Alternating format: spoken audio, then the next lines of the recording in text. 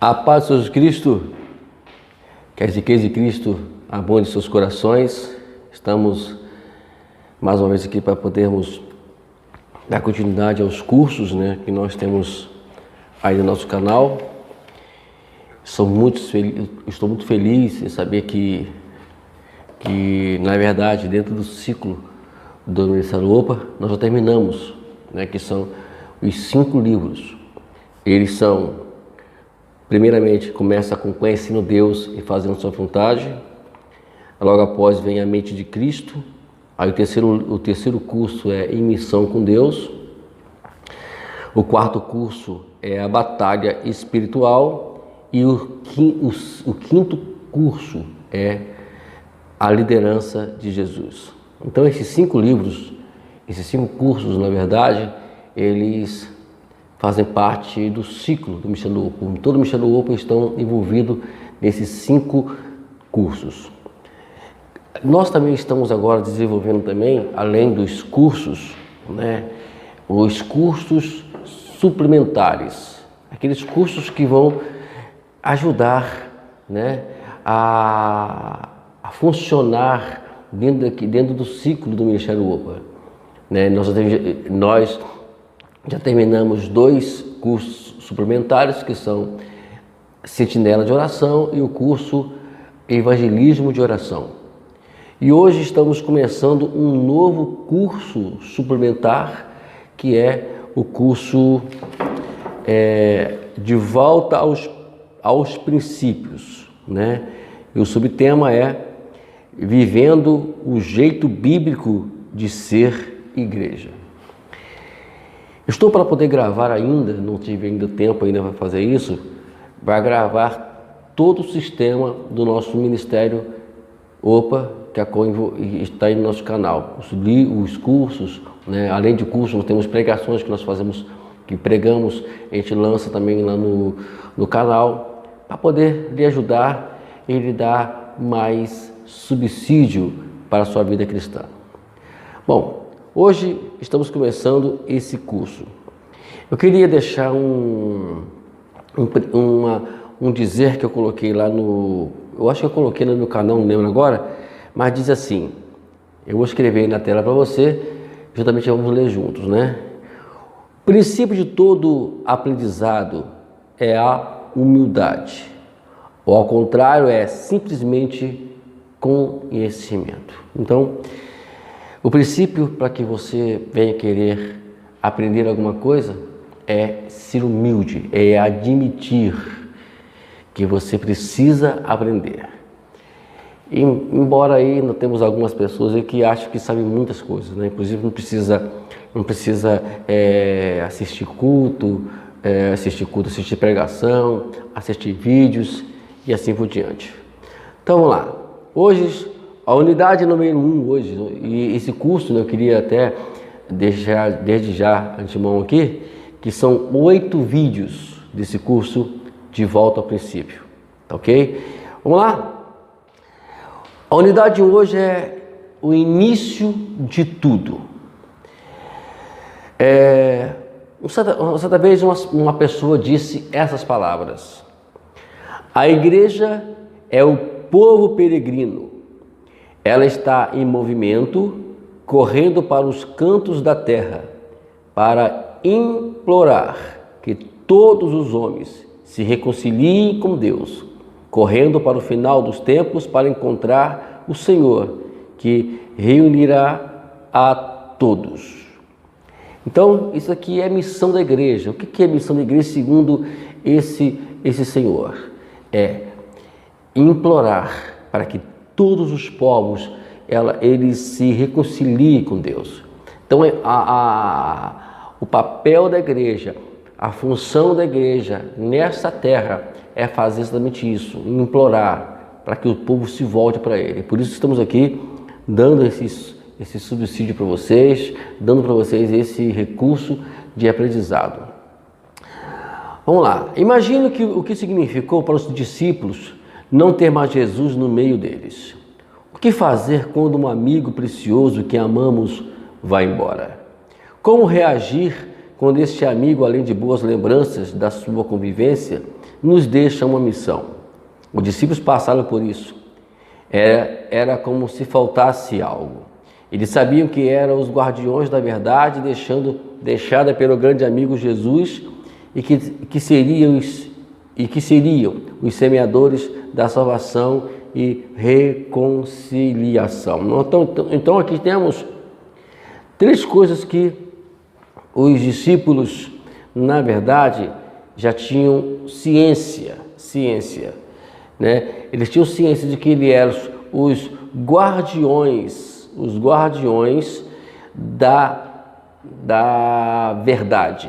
Isto é, eles estavam ali para poder agora guardar a verdade ensinada por Jesus. A outra, eles também eram semeadores da palavra da salvação. Eles semearam a palavra da salvação. Por isso que é importante você dar uma olhadinha nos cursos, no curso do Ministério OPA, que nós informamos lá de uma forma simples como fazer isso, como semear a palavra da salvação. E a outra é reconciliação. Isso aí a gente aprende muito no terceiro curso. A gente vai aprender isso de uma forma mais clara no terceiro curso, que é em missão com Deus. Agora, como fazer? Seria talvez a perguntas desses discípulos, depois que eles olhem Jesus subindo para o céu. Talvez aquele olhar para o céu, né? Fico imaginando assim, né, Jesus olhando para o céu e botando a mão na queixa assim, e agora? O que vamos fazer agora sem ele aqui? Vai ficar complicado, né? Mas eu fico pensando, como fazer agora? Como vou fazer? Como vai ser isso? Como isso vai ser? Como seria isso? A pergunta certa. Agora, a verdade é que a igreja, segundo o apóstolo Pedro, a gente vai ler isso mais à frente, no capítulo 4, versículo 10, ele fala que a igreja é a multiforme sabedoria de Deus. O que poderíamos pensar sobre ser a multiforme sabedoria de Deus? É as múltiplas formas de pregar o Evangelho. Não existe regra absoluta para que façam um culto, mas existem princípios que têm que estar dentro desse culto que não tem como tirar elas, que exatamente é a oração e a palavra de Deus. Elas são indispensáveis. Você pode formar milhões de cultos, mas esses dois têm que ser a base, o fundamento do seu culto, né? Então, infelizmente, dentro da oração e dentro da palavra, está havendo alguns equívocos, né, que a gente tem sempre lá nos nossos vídeos mencionado, né, passado para vocês, não de uma forma Wagner, mas da forma bíblica, do que eu vejo, que nós olhamos para a Bíblia. Não é porque eu vi isso na Bíblia, ou que alguém me ensinou isso na Bíblia, não. Foram anos, eu estou com 33 anos no Evangelho. Nesses 33 anos eu tenho 20 e poucos anos de ministério, acompanhando todos os lados possíveis, todos os lados possíveis do que eu falo aqui, né? Então a gente sabe o que eu sei, o que eu estou falando, eu sei o que eu estou passando para vocês, e princípios bíblicos. Então, nós vemos aqui a igreja, ela começando a sua tarefa, né? Jesus, ele vai para o céu, como ele prometeu, e fica ali, praticamente, cerca de 120 discípulos, né? E uma coisa interessante que chama atenção é que ele estava unânimes em oração, né? Aguardando em Jerusalém a promessa da vinda do Espírito Santo, a qual aconteceu, né, 50 dias depois da Páscoa, né, a Páscoa da ressurreição de Jesus, aí conta 50 dias, e veio exatamente o derramamento do Espírito Santo. Se Jesus ficou 40 dias na terra, então foram 10 dias de oração, é só você calcular, né? E acontece que ali inicia-se a igreja. A igreja inicia, na verdade, com o derramamento do Espírito Santo sobre todos os 120 que estavam lá. Não vamos aqui discutir qual é a língua? As línguas que eles falavam lá eram línguas das nações que estavam naquela localidade, porque Pentecoste é uma festa que comemora a colheita daqueles que plantam, né? Eles plantam lá, fazem as suas plantações, depois eles vão fazer a sua festa, e essa festa chama Pentecostes. E eles estavam todos reunidos em Jerusalém nesse dia. De uma forma proposital de Deus, o Espírito Santo é derramado justamente nesse dia, no dia de Pentecostes, onde estavam milhares de pessoas ali em Jerusalém, e o Espírito Santo cai sobre eles, e todos começam a ser cheios do Espírito Santo.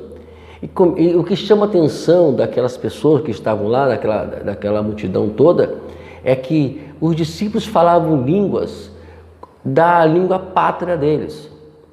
E se nós formos estudar a vida dos discípulos, eles eram praticamente leigos, eram pessoas iletradas que não tinham condições nenhuma de conhecer outras línguas. Mas é justamente esse o poder que Deus quer derramar sobre a igreja. Né? Eu falo português, igual por exemplo, eu falo português, eu sou brasileiro, né? E eu vou para os Estados Unidos e a instituição desce sobre mim, eu começo a falar em inglês lá, né? Inglês, e pregar inglês para eles. Então foi assim, mais ou menos, essa ideia que nos dá a palavra de Deus que aconteceu lá. Aí, só que aconteceu algo que eles entenderam que os discípulos estavam embriagados. Pedro se levanta, Pedro vai lá e prega o evangelho, e no versículo 21, Pedro começa a falar as coisas de Deus. Eu queria deixar inclusive a minha Bíblia aberta aqui, e você também deixe a sua Bíblia aberta, e eu já vou dar uma lidinha aqui no capítulo 2, e no versículo 21, observe, aí Pedro ele fala o seguinte: e todo aquele que invocar o nome do Senhor será salvo. Porque antes Pedro tinha dito que o que estava acontecendo foi prometido pelo o profeta Joel, lá no capítulo 2, versículo 28 e 32, que Joel disse que o Espírito Santo seria derramado sobre todos. E agora se cumpre aqui Pedro falando sobre essa passagem aqui, né? E mediante a pregação de Pedro, então soa-se uma pergunta. Entre eles, no versículo 38, eles falam assim, né? Eles fazem uma pergunta dizendo, porque no versículo 37, né? Ele fala: quando ouviram isso, ficaram aflitos em seu coração, e perguntaram a Pedro e aos outros apóstolos: irmãos, que faremos? Versículo 38, Pedro responde.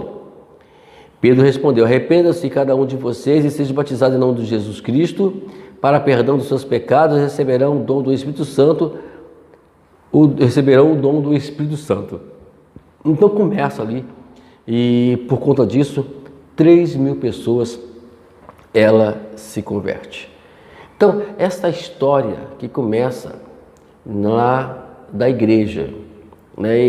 E a história da igreja, ela tem que dar continuidade. É o que eu falo às vezes, que infelizmente a igreja está deixando perder a essência do Espírito Santo no meio dela. Perder aquele momento de simplicidade, né? Aí começa a usar algumas ostentação, né? E isso, de alguma forma, a ostentação, na verdade, ela tira um pouco o brilho do Espírito Santo, né? Não que deveria fazer isso, não deveria, mas o ser humano, infelizmente, ele se deixa levar pela ostentação, pelo o trabalho, às vezes pela oração. Por isso que Paulo, ele era uma pessoa muito privilegiada. No capítulo 2 de 2 Coríntios, fala que Paulo, quando ele recebeu aquela grande revelação do terceiro céu, a Bíblia fala que ele recebeu um espinho na carne. Então, feliz é aquele que tem um espinho na carne, para não permitir que ele se exorbeça, se orgulhe e tire vantagem por aquilo que a qual faz. Infelizmente, é que tem acontecido alguns casos aí, e infelizes são esses que fazem isso. O começo da igreja, na verdade, ela não exatamente começa no Pentecostes. Ela começa quando os discípulos começam a caminhar com Jesus, aceitar a proposta de Jesus. Nós temos um caso muito bom, é por isso que o nosso ministério chama Operação Profético André, justamente pelo que ele é e o que ele foi, né, para a igreja. André, diz a Bíblia no capítulo 1, no versículo 40 a 42 de João, fala que André, ele é uma pessoa que tinha aquela habilidade, aquele carinho de levar as pessoas até Jesus. Às vezes tem pessoas que não têm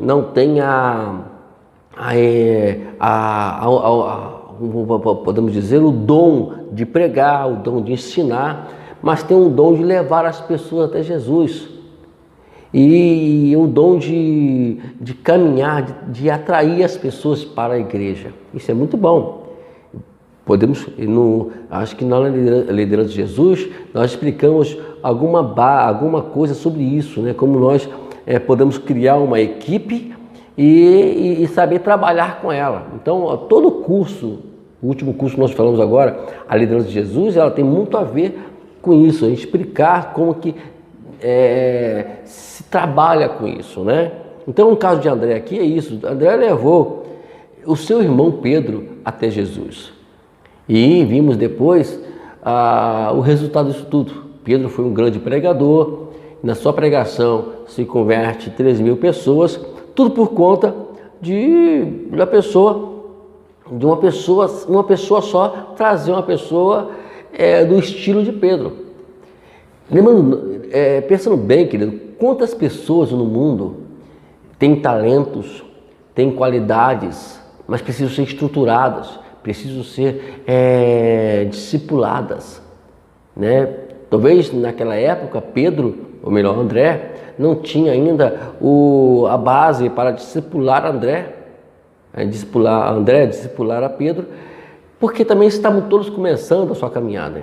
Mas André fez já o papel, levou até Jesus. Jesus ele já começou a fazer trabalho na vida de Pedro.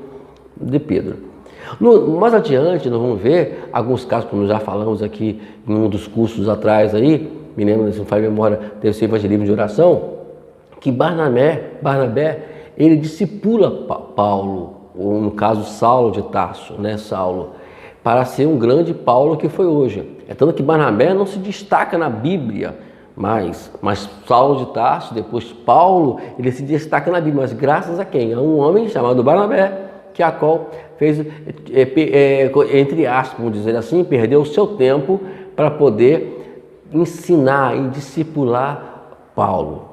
Então, vemos aqui que esse é o trabalho da igreja. O trabalho da igreja não é fazer megas cultos, não é fazer grandes louvores, não é fazer grande isso, grande aquilo. A finalidade da igreja, justamente, é trazer pessoas para Jesus. Como nós falamos aqui inicialmente, implorar que ela se reconcilie com Deus. Esse é o trabalho da igreja, que infelizmente temos fugido. Não é fazer campanhas de libertação, campanhas de oração, que a gente vê nas igrejas aí. Não, eu não vejo nenhuma base bíblica para isso. Me perdoe aí os que fazem, né? Você quiser fazer, você faz, o problema é seu particular, cada um vai dar conta mesmo diante de Deus, né? Não vamos aqui entrando em questão. Eu, particularmente, não prego mais, eu fiz um propósito com Deus que eu não prego em igreja que faz campanha, né? Eu prego em igreja a qual tem compromisso com a palavra de Deus, a qual tem um trabalho sério de discipulado. Em vez de, eu sempre faço isso, se você quer fazer um trabalho sério e quer ganhar pessoas, então faça discipulado. Faça o que Jesus fez, faça o que a igreja primitiva fez, que as igrejas fizeram para crescerem, né? Temos aí a maior igreja do mundo de Pongshu, que hoje é a Pongshu, agora mudou o nome, agora não lembro mais, mas ele trabalhou com discipulado. A discipulado é segredo, é o padrão bíblico, é o que eu falei.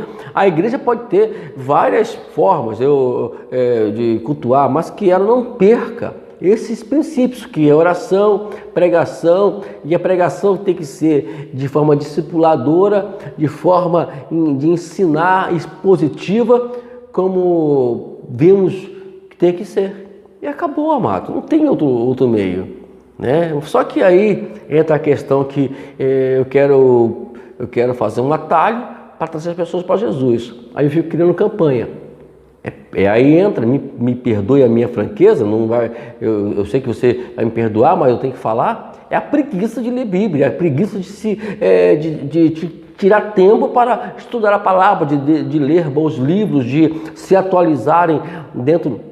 Se atualizar, que eu falo não é da palavra, que a palavra não precisa atualizá-la não, como nós vemos pregar aí fora que as coisas erradas, mas nos atualizarmos naquilo que a Bíblia nos fala a cada dia, porque ela é a revelação de Deus a cada dia. Aquele versículo que às vezes ontem ela não teve efeito, mas hoje ela pode ter efeito, e por isso que você tem que ler a Bíblia todos os dias, porque a cada dia Deus vai lhe trazer uma revelação da palavra. Aí você não lê Bíblia, você não estuda a Bíblia, não faz seminário, né? Não faz nada para poder adquirir conhecimento bíblico, e depois, é claro, aí tem que fazer a campanha para poder. A igreja está cheia, não sei cheia de quê, né? Mas está cheia. Então, agora, como é que era o estilo da igreja primitiva?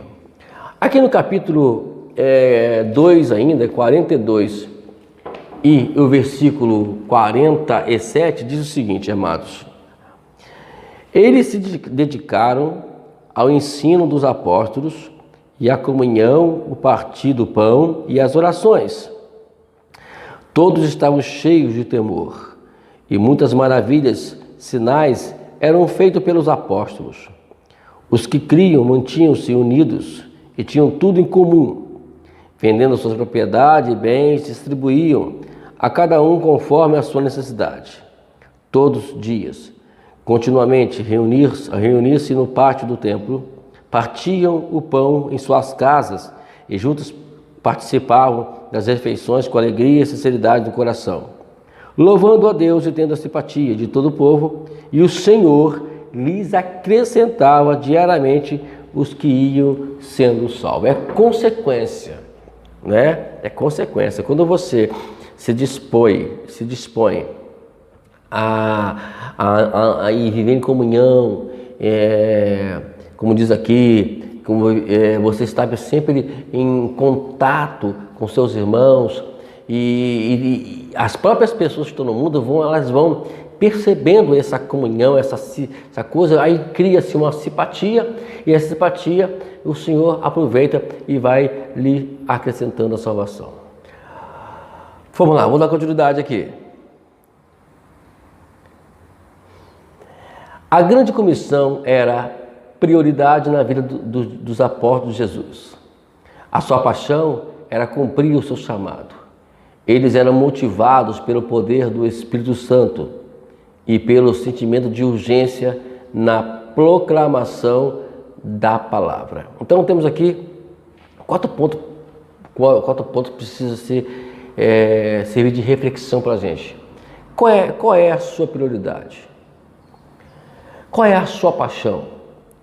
Qual é a sua motivação? Eu até escrevi aqui errado, motivação. Então, se a sua prioridade é a comissão de que Deus, a qual nos comissionou, que é pregar o Evangelho, que é fazer e encontro as almas perdidas, amém. Essa prioridade, ela vai trazer para nós paixão em cumprir esse chamado. Isso é paixão, é você se dar para isso.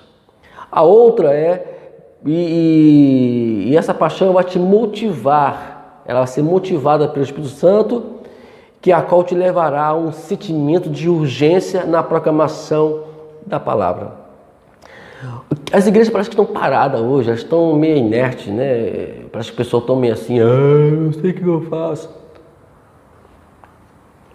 Sinceridade, eu particularmente eu sou muito agitado com isso.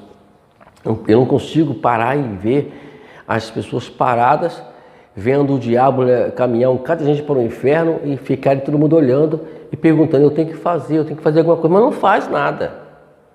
Não faz nada. Nós temos que nos movimentar, criar, pedir aos deuses estratégia, enfim, é o que eu estou fazendo agora, estou pedindo ao Senhor estratégia, o Senhor vai me dar estratégia para podermos sair para podermos ir ao encontro das pessoas, né? E uma coisa que me chama a atenção é que eles eram tão cheios de compaixão, né? Que estavam todos os dias no templo e nas casas compartilhando Cristo com as pessoas. Então, amados irmãos, aquelas pessoas que não gostam muito de ir para a igreja, vai aí a dica, né, amados? Está com problema, seríssimo.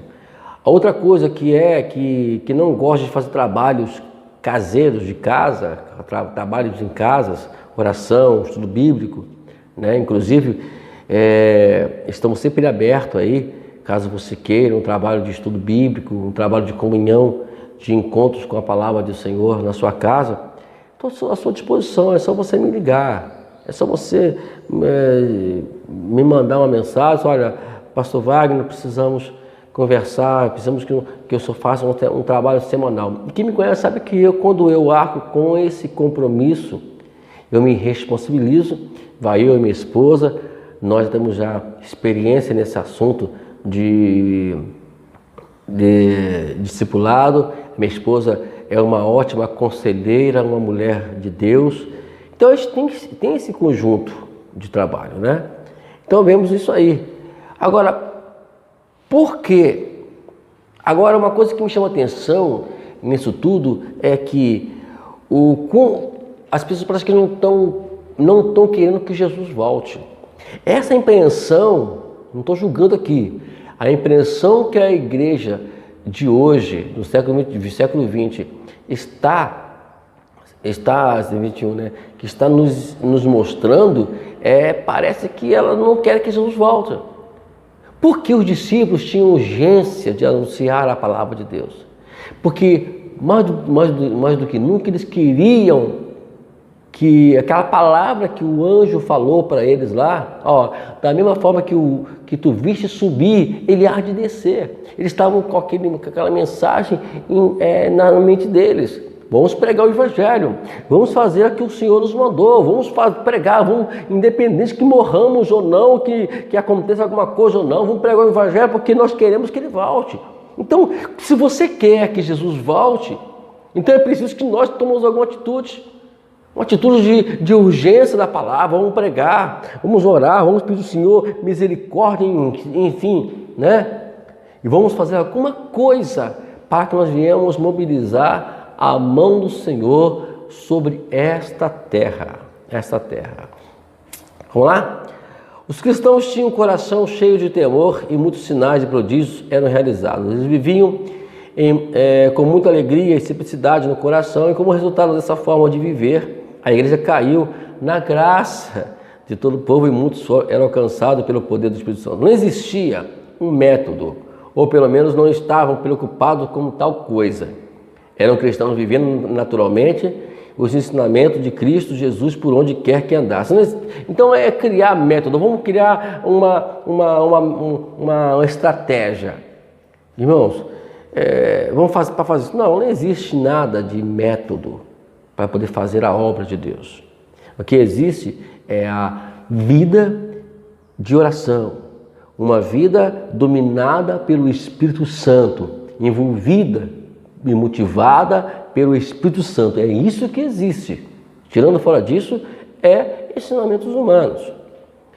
Jesus encarregou um pequeno grupo de pessoas para levar adiante a tarefa de todos os tempos, levar o Evangelho a todas as nações. Isso nós podemos encontrar, como já lemos em Mateus 28, versículo 18 a 20. Né? Ao observarmos suas histórias, notamos que eles não eram homens importantes, nem tinham muito conhecimento, tampouco tinham pessoas poderosas por detrás deles.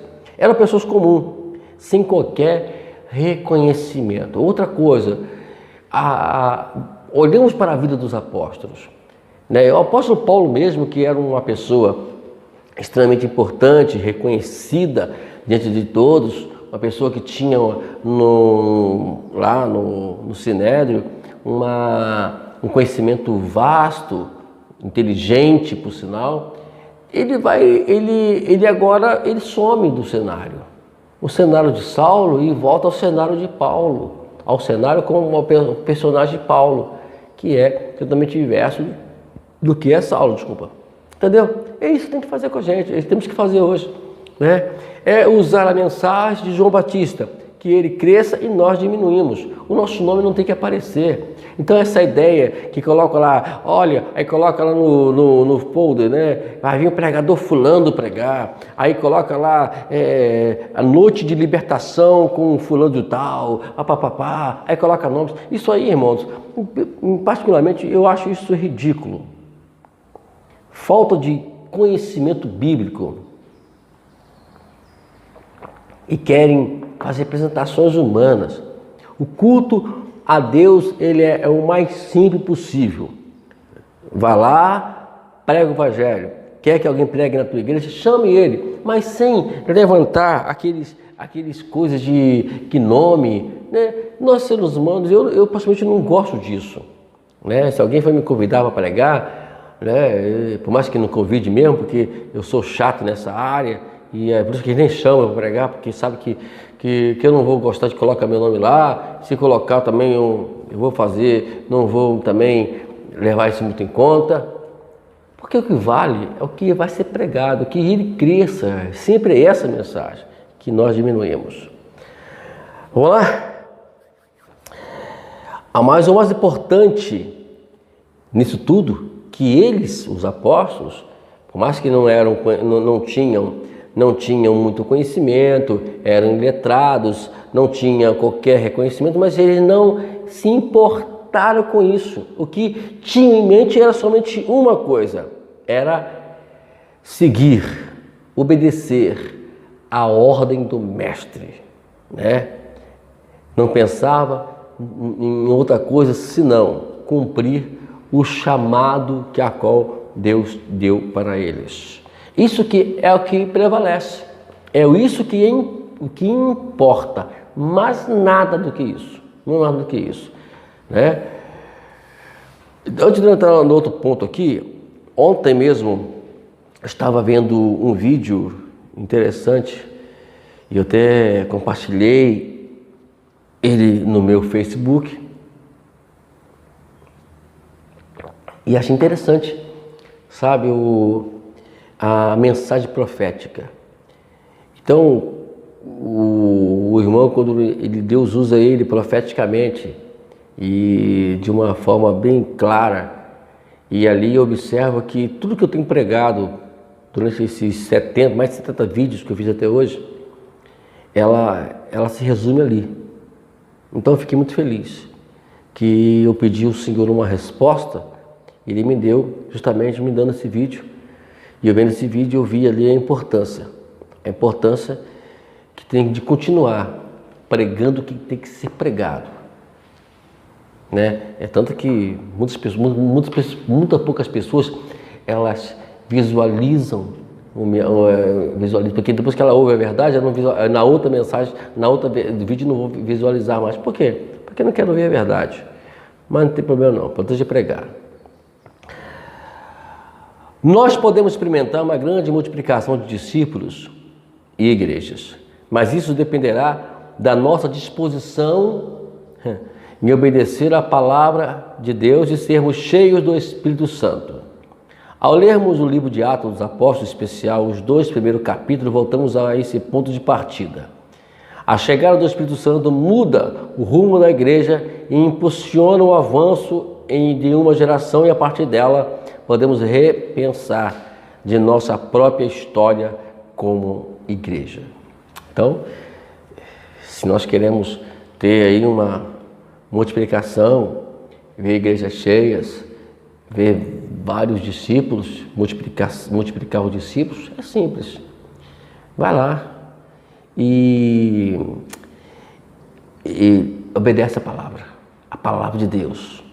Obedece como ela está lá, como ela nos ensina, não aquilo que eu acho que é legal, que eu acho que é estratégia, que eu acho que é um método de eu poder, igual uma pessoa disse para mim, mas a igreja está vazia, tem que criar uma campanha. Eu não faço isso nunca, né? Acho que a oração e a palavra, elas são fundamentais. Vamos lá? Isso nos leva a olhar para a vida de nossos irmãos nos livros de Atos e confrontar o estilo de vida deles. E perceber como podemos permanecer nos princípios da palavra de Deus. E a verdade é que a palavra de Deus é de forma imutável. Ela foi, ela é e sempre será a palavra de Deus. O que nós precisamos, na verdade, é experimentar, né? Experimentar isso, a palavra. Agora, o que temos que fazer para acontecer isso? É simples, né? Temos que ver qual era o estilo de vida que aqueles discípulos e apóstolos levavam. Como é que é feito isso? Porque fazer discípulos não é simplesmente pregar na igreja e falar qualquer coisa. Requer tempo. Nós ensinamos isso e vamos continuar ensinando a partir de agora, que nós temos uma série de estudos, série de cursos que a gente vai ensinar sobre isso. Requer tempo, requer a sua renúncia, requer você tomar a cruz, né? Então, tomar a cruz, renunciar, se abenegar de tudo que você tem, né? Então, coisas que você tem que fazer que às vezes nós não gostamos de fazer. Que nós não gostamos de largar o nosso tempo, nosso passeio, né, que temos que fazer, né? E eu não tenho que largar, essa caneta está me atrapalhando, vou ter que largar de lado para poder me focar, me voltar para as pessoas que acordam discipulando. Tudo isso, amados, tudo isso requer muito tempo e o que as pessoas não querem hoje é justamente isso, né? Christopher Wright, ele disse assim: o povo de Deus é um povo de bênção para as nações. Na verdade, afirma Paulo, essa é a boa nova, o evangelho. Abençoar as nações é missão declarada de Deus, e por essa razão que ele chama o seu povo à existência, para ser veículo de missão do Senhor no mundo histórico das nações. Ele disse uma singela verdade aqui, que infelizmente vivemos assim. Agora vamos falar aqui sobre, eu não quero falar aqui, mas quero apresentar aqui 5 princípios para você fazer um trabalho discipulado com garantia. Primeiramente, vamos lá, entenda por favor, esse princípio eu vou colocar na tela para você aí, no final, depois de lê-los, né? Olha lá, oração, evangelização discipuladora, plantação de igrejas, formação de líderes e compaixão e graça. Agora, o que é compaixão e graça? Né? Deixa eu falar aqui em rápidas palavras que eu ouvi hoje num vídeo. Compaixão e graça é o seguinte, por exemplo, alguém pegou o carro e bateu no seu portão. Esse é o exemplo que eu ouvi, muito prático mesmo. Alguém bateu no seu portão. Em tese, alguém foi lá e bateu com o carro no teu portão. Aí você vai chegar para a pessoa chega para você, poxa vida, desculpa aí, o que eu posso para ajudar você? A misericórdia, a compaixão é você falando assim, meu amigo, não precisa não, pode ir embora, pode ir embora, deixa que eu resolvo aqui, tá ok? Tá perdoado. Agora, isso é compaixão, você teve compaixão daquela pessoa que bateu no teu portão. Agora, onde entra a graça nisso? A graça é, olha meu amigo, você bateu no meu portão, não se preocupa não, cara. É o seguinte, além de eu perdoar você de quebrar o meu muro e bater no meu portão, e quebrar meu portão e etc. Além disso, eu ainda vou pagar o conserto do seu carro. Isto é graça. É isso que Jesus faz. É isso que temos que ensinar para as pessoas. Então, isso é que eu tenho que me apresentar às pessoas. Então, esses princípios, eles são muito básicos.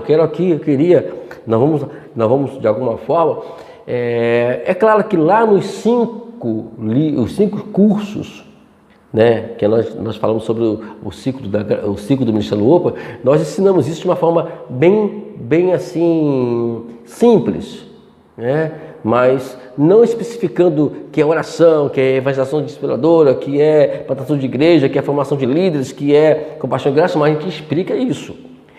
Na verdade, os 5 cursos, eles vão resumir nisso aqui, nesses 5 princípios. Você pode observar lá, ok? O mais importante da igreja multiplicadora é a sua fundação bíblica e a sua aplicabilidade em qualquer contexto ou modelo da igreja. Alguém pergunta, como é que se faz uma tese? E como é que você vai saber se essa tese ela é verdadeira ou não? Vamos lá. O que é a tese? A tese é quando alguém... Como é que se cria uma tese? Primeiro, com informação, né? Você é informado sobre alguma coisa. Aí você, nessa informação, você vai buscar agora conhecer a informação, porque você ouviu a informação, você vai conhecer os fatos. Agora, depois que você conhece os fatos, agora para você passar essa tese para as pessoas, você não pode passar ela apenas com a informação que te der, com o conhecimento que você tem. Você tem que buscar o fundamento dela. Porque tudo tem que ter fundamento. Por exemplo, nós temos alguém que passa Jesus para você, é uma informação. Você vai entrar na teologia, né, aprender os textos bíblicos e você vai conhecer a vida de Jesus. Conhecimento. O que seria fundamento? Eu tenho que saber se isso é verdade, se a Bíblia é verdade. Então, e nós temos fundamentos disso, nós temos a própria arqueologia, que ela prova de uma forma enfática e bem precisa e nos dá fundamento sobre a questão de Jesus. Então não temos que temer a nada do que estamos passando. Então os discípulos tinham tudo isso, eles tinham a informação, eles tinham o conhecimento e o conhecimento tinha o fundamento. Então a tese deles era muito forte, ninguém podia tirar a tese, tanto que as pessoas queriam calar eles, aqui mais à frente, né? Eles viam que eles não tinham como repreender eles, porque eles tinham um fundamento claro sobre isso, né? Sobre isso.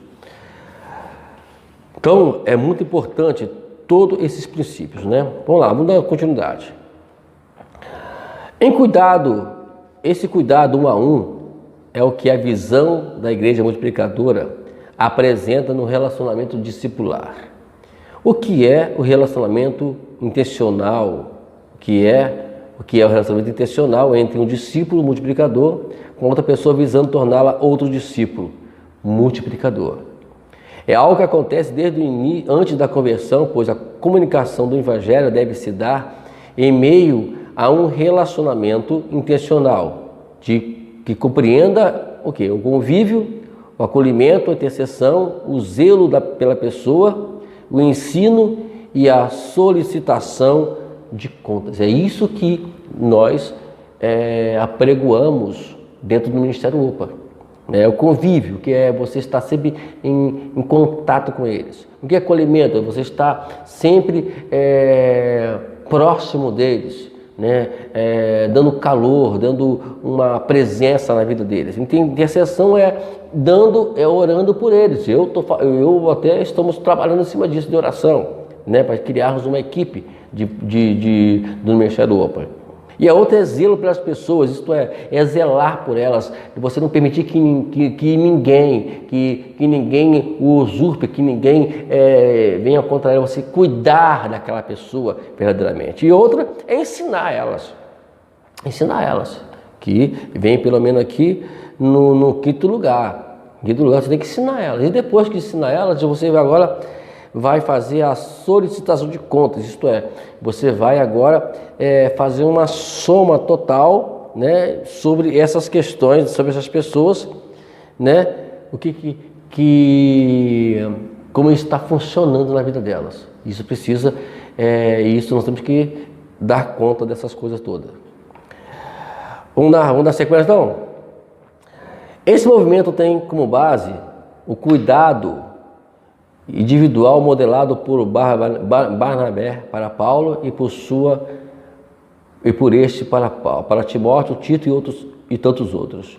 Enfatiza pequenos grupos, busca estudar a Bíblia, orar, deixa eu até sublinhar aqui, estudar a Bíblia, orar, encorajar, aconselhar e ensinar aqueles que estão nos primeiros passos da caminhada cristã. É a transmissão da verdade e vida. No capítulo 2, 2 Timóteo, olha só, quero ler essa passagem, mas não vou explicar sobre ela, não, porque nós não temos tempo de ficar explicando tudo isso, tá bom, querido? Mas a gente tem aí o nosso canal aberto aí, para que você possa nos solicitar, se caso você queira que estiver na sua casa. Mas lá, 2 Timóteo, e as palavras que me ouviu dizer na presença de muitas testemunhas, confieis a homens fiéis que sejam também capazes de ensinar a outros. Então, é como eu lembro aqui, Barnabé instruiu Paulo instruiu Timóteo e a Tito, e depois instruiu outras pessoas também. Então é algo que vai se prosseguindo, né? Para você ensina hoje, é por isso que eu fico muito preocupado, irmãos, com essa geração que está vindo hoje, onde coloca terno bonito, onde coloca sapato bonito, todo colorido, terno todo brilhante, e vai pregar igrejas que no fundo elas não têm uma base não tem fundamentos sobre a vida cristã. Elas não têm base, elas não têm fundamentos para poder ensinar para outras pessoas. E, infelizmente, quem está passando essa situação toda somos nós que somos pastores, que às vezes damos oportunidade para essas pessoas pregarem, que a qual a gente sabe que elas não sabem da origem de onde vieram elas. Né? Por exemplo, com quem essa pessoa foi consagrada? Eu fui ordenado a pastor pelo pastor de 30 e poucos anos de ministério. Um homem que tinha 30 e poucos anos mesmo, que tinha dirigindo uma igreja, uma única igreja. Então, eu tenho, a minha ordenação pastoral tem base para isso tudo, né? Tem muita base, na verdade. Então, temos aí essas coisas todas, amados. Então, a gente tem que ir base. Eu vi que aí vendo pastores hoje, que é lamentável. Às vezes minha esposa fica falando, mais Wagner, fica falando, mas não estou falando mal de pastor, estou falando que esse cara não pode ser pastor. Como é que é pastor? Como é que se a pessoa é pastor, se ontem ele nunca frequentou a igreja, tem pessoas que nunca foram submissos a pastores. Eles nunca congregaram a igreja e hoje são pastores. Gente, eu não entendo isso. Por favor, é essa geração que está vindo hoje, de qualquer um é pastor. Não é assim que funciona, tem que ter histórico. Você tem que ter uma vida onde as pessoas onde você pode contar experiências de pastorado. Eu tenho muita experiência de pastorado. Eu criei 2 igrejas do nada, do zero. Não foi uma igreja, foi 2 igrejas.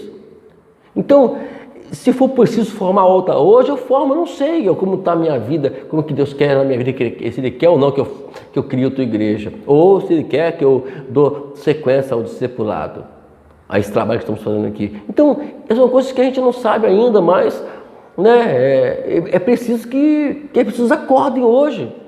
As igrejas em si, elas estão alimentando uma geração de sanguessuga, não uma geração de vida, que a qual dão seu sangue pelo Evangelho, se possível for a sua vida pelo Evangelho. É lamentável, queridos, lamentável. Muitas vezes encontramos em seus escritos a expressão vida na vida.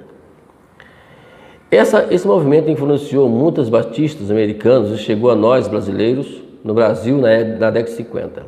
Segundo mencionado na história dos navegadores, Billy Graham convidou Dawson Trotman para ajudá-lo a capacitar discipuladores para atender as milhares de pessoas alcançadas pelas suas cruzadas evangelísticas.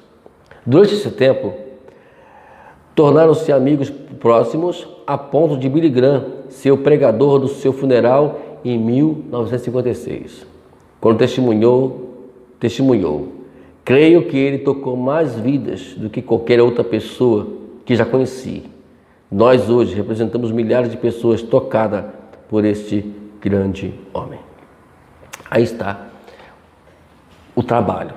Billy Graham, ele foi um grande evangelista que enchia estádios, mas ele tinha essa preocupação em discipular aqueles que a qual queriam ficar com ele, na liderança dele. Aí ele conversa aqui, ele convida aqui Dawson Trotman, que a qual esse homem faz com que o ministério de Billy Graham seja um ministério abençoado, porque não é somente você pregar o evangelho, não é somente você botar uma caixa numa esquina, que eu gosto muito de fazer isso, mas para fazer isso você tem que ter uma base, onde uma igreja que tenha fundamentos e que tenha uma base para poder sustentar essas pessoas. Tudo isso, elas são coisas que precisam ser repensadas, precisam ser analisadas com cuidado, para que nós não fizemos um trabalho completamente aleatório e sem profundidade. Não adianta, não vai levar, porque o resultado tem que ser almas. Não é levantando a mão na igreja e dizer assim, eu hoje fui na igreja, preguei e ganhei 3 almas. Aí, e o Kiko, como diz lá o nosso jovens, e o Kiko, o que eu tenho com isso? E agora? Você está lá para poder sustentar ela? Fica lá na igreja. Ou entre em contato com o pastor que é onde você pregou, para poder vocês terem contato com elas. É isso que tem que ser feito. Não é simplesmente chegar e assim não. As coisas são muito sérias, amados. A gente não podemos brincar apenas isso, mais que você acha que não está brincando, mas na forma prática está havendo muita brincadeira com o evangelho. E eu estou cansado disso já, né? Eu estou cansado disso, eu não vou. É por isso que eu fico na minha, né? E se me perguntar, hoje eu estou falando, minha esposa fica dizendo, vai, não faça não tem não. Se me perguntar, por exemplo, estou numa situação aí, se chegasse para me perguntar, assim, eu ouvi umas verdades. Uma palhaçada, eu logo disse palhaçada. Isso é uma palhaçada isso. Eu não vou frequentar, eu não vou nem conhecer essa pessoa, porque para mim é uma palhaça, é um palhaço. Precisa se converter, na verdade é essa. Eu vou falar, amados, não tem medo não. Mas temos que reavaliar esses conceitos que achamos que é certo. Cuidado com o que diz lá no capítulo 14, versículo 12 de Provérbio, que aquilo que para nós homens aqui parece perfeito e parece um caminho bom, são caminhos de morte. Você tem que tomar cuidado com o que diz, meu coração está pedindo isso. Cuidado, o coração não pode estar pedindo coisas erradas. O que prevalece, amados, não é o coração, é a palavra de Deus. É ela que nos recomenda. E dentro de... Eu sempre falo que... Até tem um vídeo, eu vou mostrar para vocês aqui uma imagem para vocês agora. Você observa essa imagem, né? Você observa ela com cuidado. E vocês estão observando nela que existe 2 pessoas que elas estão em oposto. Agora, você observou a imagem, então? É o que está acontecendo hoje. Mas quem vai tirar a dúvida quem está certo ali? A palavra de Deus. Não da forma que eu interpreto o que ela diz. Ela é o livro que interpreta a si própria. Então hoje, possamos parar um pouquinho nesse princípio, né? No início hoje o título é O Início de Tudo. Então, estamos começando hoje falando um pouquinho sobre isso. E vamos dar continuidade. Semana que vem, no próximo vídeo, né? Como eu falei para vocês, são 8 vídeos. Estamos hoje no nosso primeiro vídeo. Deus te abençoe, meu amado.